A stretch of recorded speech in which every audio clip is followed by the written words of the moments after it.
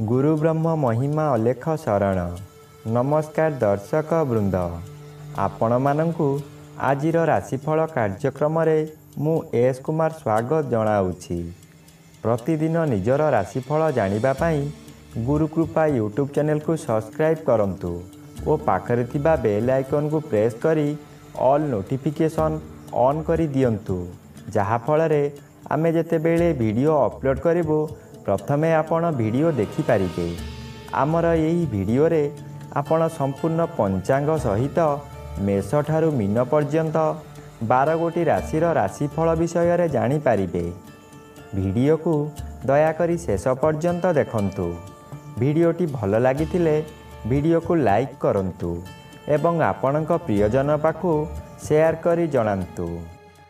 एबे आसंतु जानिबा आज दिनर संपूर्ण पंचांग विषय। आज 2025 मसीहा जुलाई मास 28 तारिख सोमवार, दिल्ली स्वराब्द सन 1432 साल, स्वाधीन भारताब्द 78 वर्ष, महिमाद 198 वर्ष, उत्कल गजपति श्री श्री गजपति दिव्यसिंह देव महाराजांकर 68 अंक, सौरस्व श्रावण मास 13 दिन, चांद्रमते श्रावण शुक्लपक्ष चतुर्थी तिथि, रात्रि 1 घंटा 4 मिनिट पर्यंत।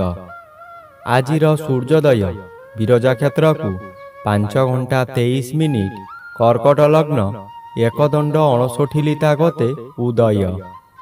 आजिर सूर्यास्त विरजा क्षेत्र को 6 घंटा 19 मिनिट, मकर लग्न 1 दंड 40 लिता गते अस्त।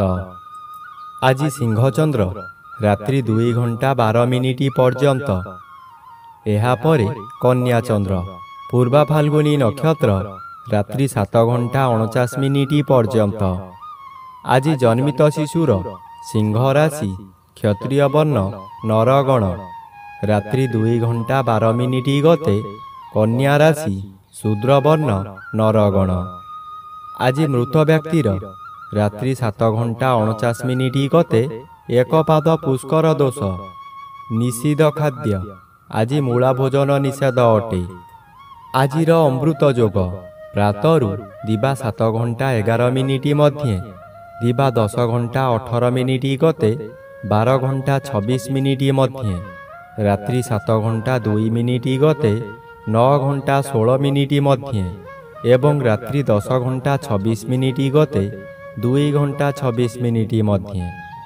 आजिर महेंद्र योग अपराह्न 3 घंटा 51 मिनिट गते 5 घंटा 33 मिनिट मध्ये। आजिर काल बेला दिबा 7 घंटा 4 मिनिट गते 8 घंटा 9 मिनिट मध्ये। आजिर बार बेला अपराह्न 3 घंटा 13 मिनिट गते 4 घंटा 48 मिनिट मध्ये। आजिर काल रात्रि रात्रि 10 घंटा 28 मिनिट गते 12 घंटा 51 मिनिट मध्ये। आजिर राहु काल सकाळ 7 घंटा 30 मिनिट ठारू पूर्वाह्न 9 घंटा मध्यरे। आज कर्कट राशि और मकर राशिर घात चंद्र, घात नक्षत्र नाही। वृष राशि और कुंभ राशिर घात तिथि, मिथुन राशिर घात 12। प्रिय बंधुगण, एबे आसंतु जानिबा मेष ठारू मीन पर्यंत 12 गोटी राशिर राशिफल विषय रे। राशि चक्रर प्रथम राशि मेष राशि। आज मेष राशि जन्मित व्यक्ति मानक सकाशे चतुर्थर भी बाधा प्राप्त अछंती, अशुभ फल मिलिब नाही। पंचम स्थान रे चंद्र गोचर करूछंती, शुभ फल मिलिब। आपणक स्वास्थ्य उत्तम रहिब। पूर्वरु जेउ माने हैरान हरकत करूथुले एबे आपण शांति रे रही पारिबे। पंचम गृह ज्ञान गृह होइथिबारु आपणकर विभिन्न ज्ञान वृद्धि हेब। आपणक उपस्थित ज्ञान बलरे बहु बड़ बड़ विपदरु मुकुली जिबे। बहु कामरे हाथ देई आपण सफल हेबे। एबे आसंतु जानिबा राशि चक्रर द्वितीय राशि वृष राशि विषय रे। ଆଜି ବୃଷ ରାଶି ଜନ୍ମିତ ବ୍ୟକ୍ତିମାନଙ୍କ ସକାଶେ ଚତୁର୍ଥ ସ୍ଥାନରେ ଚନ୍ଦ୍ରଗୋଚର କରୁଛନ୍ତି। ଅଶୁଭ ଫଳ ମିଳିବ। ଘାତ ତିଥି ଅଶୁଭକୁ ବୃଦ୍ଧି କରାଇବ। ଆପଣ କାହାରି ପ୍ରରୋଚନାରେ ପଡ଼ି ବହୁତ ସ୍ଥାନକୁ ଭ୍ରମଣ କରିବାକୁ ଯିବେ। ଆପଣଙ୍କର ସଞ୍ଚିତ ଧନମାନ ଅଯଥାରେ ଖର୍ଚ୍ଚ କରିବେ। ଚତୁର୍ଥ ଗୃହ ବିଦ୍ୟାଗୃହ ଓ ମାତୃଗୃହ ହୋଇଥିବାରୁ ବିଦ୍ୟାର୍ଥୀମାନେ ବିଦ୍ୟା ପଠନରେ ଦୁର୍ବଳ ରହିବେ। ମାତାଙ୍କର ଶରୀର ଅସୁସ୍ଥ ରହିବ। ଥଣ୍ଡା କାଶ ଆଦି ଲାଗି ରହିବ। ଆପଣଙ୍କର ଦୁଃଖ ପରେ ଦୁଃଖ ମାଡ଼ି ଆସିବ। ଏବେ ଆସନ୍ତୁ ଜାଣିବା ରାଶିଚକ୍ରର ତୃତୀୟ ରାଶି ମିଥୁନ ରାଶି ବିଷୟରେ। ଆଜି ମିଥୁନ ରାଶି ଜନ୍ମିତ ବ୍ୟକ୍ତିମାନଙ୍କ ସକାଶେ ଦ୍ୱିତୀୟ ରବି ବାଧାପ୍ରାପ୍ତ ଅଛନ୍ତି। ଅଶୁଭ ଫଳ ମିଳିବ ନାହିଁ। ତୃତୀୟ ସ୍ଥାନରେ ଚନ୍ଦ୍ରଗୋଚର କରୁଛନ୍ତି। ତୃତୀୟ ଚନ୍ଦ୍ର ବଳବାନ ଚନ୍ଦ୍ର। ଆପଣଙ୍କ ସ୍ୱାସ୍ଥ୍ୟରେ ଉନ୍ନତି ଘଟିବ। ପୂର୍ବରୁ ଥିବା ରୋଗମାନ ଅପସରି ଯିବ। ଶରୀରର ତେଜ ବୃଦ୍ଧି ହେବ। ଯେଉଁ କାର୍ଯ୍ୟ କରିବାକୁ ଚାହିଁବେ ତହିଁରେ ସଫଳତା ଲାଭ କରିବେ। ହଠାତ୍ ଆପଣଙ୍କର କୌଣସିଠାରୁ ଶୁଭ ଖବର ପାଇ ମନର ବଳ ବୃଦ୍ଧି ହେବ। ବ୍ୟବସାୟରେ ଅଧିକ ଲାଭବାନ ହେବେ। ଏବେ ଆସନ୍ତୁ ଜାଣିବା ରାଶିଚକ୍ରର ଚତୁର୍ଥ ରାଶି କର୍କଟ ରାଶି ବିଷୟରେ।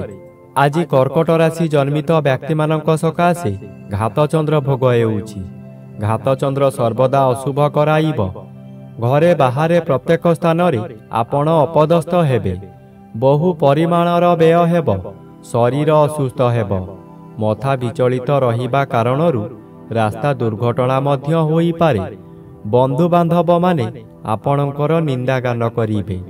ଆପଣ ଜଳକା ପରି ଚାହିଁଥିବେ କିନ୍ତୁ କିଛି କରିପାରିବେ ନାହିଁ। ନିଜ ମନକୁ ଶାନ୍ତ ନ କଲେ ନିଜକୁ ନିଜେ ଦଣ୍ଡ ଦେଇ ହଇରାଣ ଓ ଲୋକହସା ହୋଇପାରନ୍ତି। ଏବେ ଆସନ୍ତୁ ଜାଣିବା ରାଶିଚକ୍ରର ପଞ୍ଚମ ରାଶି ସିଂହ ରାଶି ବିଷୟରେ। ଆଜି ସିଂହ ରାଶି ଜନ୍ମିତ ବ୍ୟକ୍ତିମାନଙ୍କ ସକାଶେ ଦ୍ୱାଦଶ ରବି ବାଧାପ୍ରାପ୍ତ ଅଛନ୍ତି। ଅଶୁଭ ଫଳ ପ୍ରଦାନ କରିବେ ନାହିଁ। ଶ୍ରୀଚନ୍ଦ୍ର କେତେକାଂଶରେ ଶୁଭ ଫଳ ମିଳିବ। ଘରକୁ କୌଣସି ଅତିଥି ଆଗମନ କରିପାରନ୍ତି। ଗୃହରେ ଖାଇବା ଧୁମଧାମ ହେବ। ନୂତନ ବସ୍ତ୍ର ଆଭୂଷଣ ବ୍ୟବହାର କରିବେ। ଆଜି ଯଦି କୌଣସି ସ୍ଥାନକୁ ଯାତ୍ରା କରିବାର ଅଛି ସ୍ଥଗିତ ରଖନ୍ତୁ। ପଶୁ କ୍ରୟ ବିକ୍ରୟ କରନ୍ତୁ ନାହିଁ। ଖରିଦ କରିଥିବା ପଶୁ ନଷ୍ଟ ହୋଇଯାଇପାରେ। ଆଜି ଗଣ୍ଡଗୋଳ କାର୍ଯ୍ୟଠାରୁ ଦୂରେଇ ରୁହନ୍ତୁ। ଏବେ ଆସନ୍ତୁ ଜାଣିବା ରାଶିଚକ୍ରର ଷଷ୍ଠ ରାଶି କନ୍ୟା ରାଶି ବିଷୟରେ। ଆଜି କନ୍ୟା ରାଶି ଜନ୍ମିତ ବ୍ୟକ୍ତିମାନଙ୍କ ସକାଶେ ଦ୍ୱାଦଶ ସ୍ଥାନରେ ଚନ୍ଦ୍ରଗୋଚର କରୁଥିବାରୁ ଅଶୁଭ ଫଳ ମିଳିବ। ମନରେ ଗ୍ଲାନି ବଢ଼ିଯିବ। ଆୟ କମିଯିବ। ଋଣ କାରବାରରେ ହାନି ଘଟିବ। ଅଯଥାରେ ବହୁ ସ୍ଥାନକୁ ଗମନ କରିବେ। ବହୁ ଅର୍ଥହାନି ହେବ। ପରିବାରରେ କଳହ ହେବ। ହାତ ପାଆନ୍ତାରେ ଥିବା ଅର୍ଥ ହାତରୁ ଖସିଯିବ। ଦ୍ୱାଦଶ ଚନ୍ଦ୍ର ଆପଣଙ୍କୁ ଅନ୍ଧ ଭଳି କାର୍ଯ୍ୟ କରାଇବ। ଆପଣ କାହାରି ଭଲ ଉପଦେଶକୁ ଗ୍ରହଣ ନ କରି ବହୁ ବିପଦରେ ପଡ଼ିବେ। ଏବେ ଆସନ୍ତୁ ଜାଣିବା ରାଶିଚକ୍ରର ସପ୍ତମ ରାଶି ତୁଳା ରାଶି ବିଷୟରେ। ଆଜି ତୁଳା ରାଶି ଜନ୍ମିତ ବ୍ୟକ୍ତିମାନଙ୍କ ସକାଶେ ଦଶମ ରବି ଶୁଭ ଓ ଏକାଦଶ ସ୍ଥାନରେ ଚନ୍ଦ୍ରଗୋଚର କରୁଛନ୍ତି। ଶୁଭ ଫଳ ମିଳିବ। ପରିବାର ମଧ୍ୟରେ ସ୍ୱାଦିଷ୍ଟ ଭୋଜନ ପ୍ରସ୍ତୁତ କରିବା ସହିତ ଅତିଥି ବନ୍ଧୁମାନଙ୍କୁ ନିମନ୍ତ୍ରଣ କରି ଆପ୍ୟାୟିତ କରିବେ। ଏହି ସମୟରେ ଆପଣଙ୍କର ବ୍ୟବସାୟ ଅତି ସୁଚାରୁ ରୂପରେ ଚାଲିବ। ଭବିଷ୍ୟତ ସକାଶେ ଧନ ସଞ୍ଚୟ କରିବେ। ନୂତନ ଅଳଙ୍କାର ବ୍ୟବହାର କରିବେ। ଆପଣ ଯେଉଁ ବ୍ୟକ୍ତିଙ୍କୁ ଚାହୁଁଥିଲେ ଆଜି ତାଙ୍କ ସହିତ ସାକ୍ଷାତ ଆଲୋଚନା ହୋଇପାରେ। ଏବେ ଆସନ୍ତୁ ଜାଣିବା ରାଶିଚକ୍ରର ଅଷ୍ଟମ ରାଶି ବିଛା ରାଶି ବିଷୟରେ। ଆଜି ବିଛା ରାଶି ଜନ୍ମିତ ବ୍ୟକ୍ତିମାନଙ୍କ ସକାଶେ ଦଶମ ସ୍ଥାନରେ ଚନ୍ଦ୍ରଗୋଚର କରୁଥିବାରୁ ଶୁଭ ଫଳ ମିଳିବ। ଆପଣ ଆଜି ବହୁ ବଡ଼ ବଡ଼ କାମକୁ ଖୁବ୍ ସହଜରେ କରିପାରିବେ। ଉଚ୍ଚ ସମ୍ମାନର ଅଧିକାରୀ ହୋଇପାରନ୍ତି।